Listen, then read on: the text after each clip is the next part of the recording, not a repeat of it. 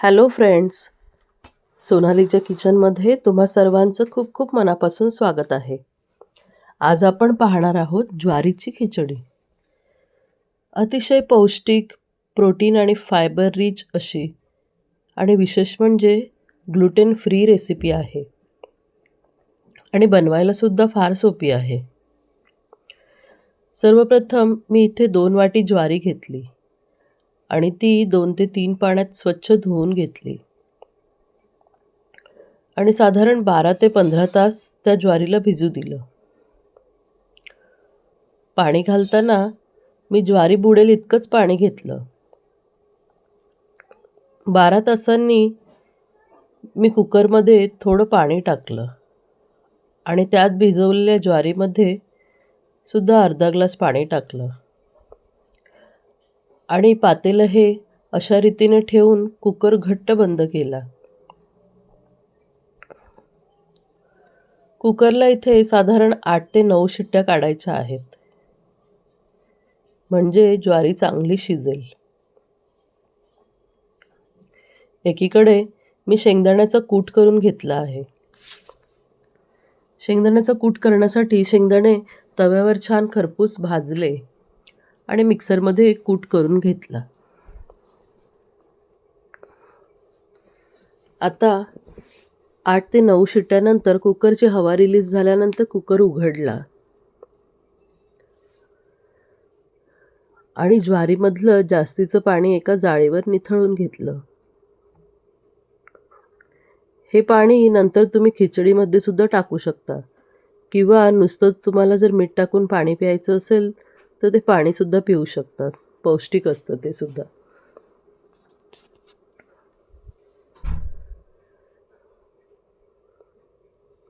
खिचडी बनवण्यासाठी मी नॉनस्टिक कढई घेतली आहे, जेणेकरून खिचडी त्यात चिकटणार नाही.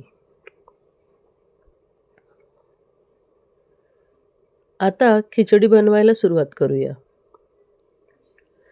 मी इथे कढईमध्ये 2 चमचे साजूक तूप घातलं.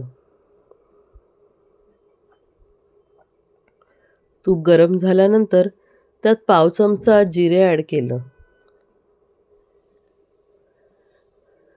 जिरे थोडंसं फुलल्यानंतर कढीपत्ता आणि चिरलेली मिरचीसुद्धा ॲड केली आणि छान परतवून घेतलं.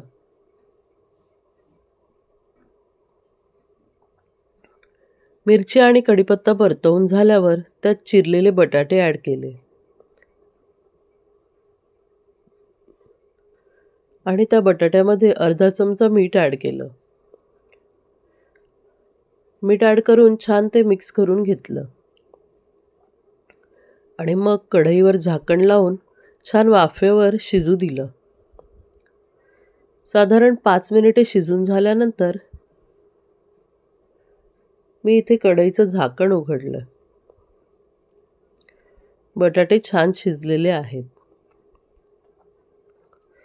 आता त्यामध्ये आपण उकडवलेली ज्वारी ॲड केली आणि ज्वारी छान मिक्स केली.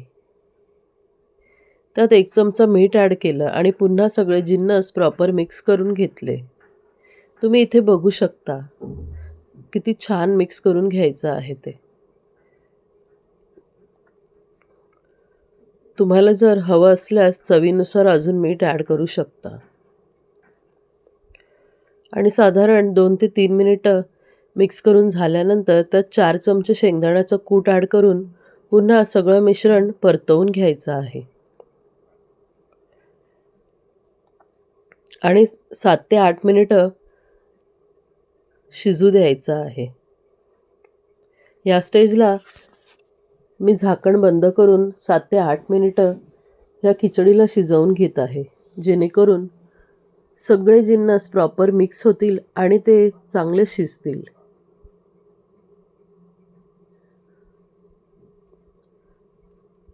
आता 7 ते 8 मिनिटे झाली आहेत आणि खिचडी बनवून तयार आहे. या खिचडीवर तुम्ही थोडीशी कोथिंबीर ॲड करून लगेचच सर्व करू शकता.